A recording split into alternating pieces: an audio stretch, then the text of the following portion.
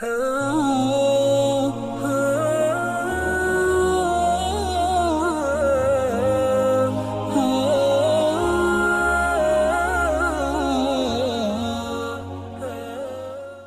तरह मोहम्मद शारिक बैरक से मालूम कर रहे हैं कि एक शख्स ज़मीन ख़रीद कर उस पर मकान बना रहा है, मकान अभी मुकम्मल नहीं तामीर हुआ है, तो क्या उस पर ज़कात अदा करना लाजिम है या नहीं।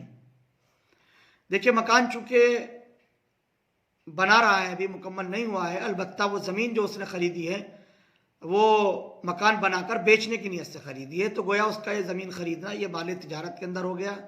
ये ज़मीन माल तिजारत है, तिजारत करना चाहता है इसलिए उसने ख़रीदी है।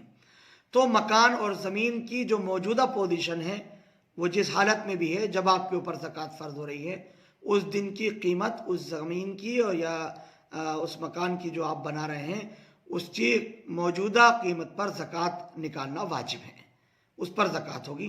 इसलिए कि ये जो मकान बनाया जा रहा है ये मकान रहने के लिए, किराए पर देने के लिए नहीं है, बल्कि ये माल तिजारत के अंदर अब शामिल है जिस पर ज़कात फ़र्ज़ हो जाती है।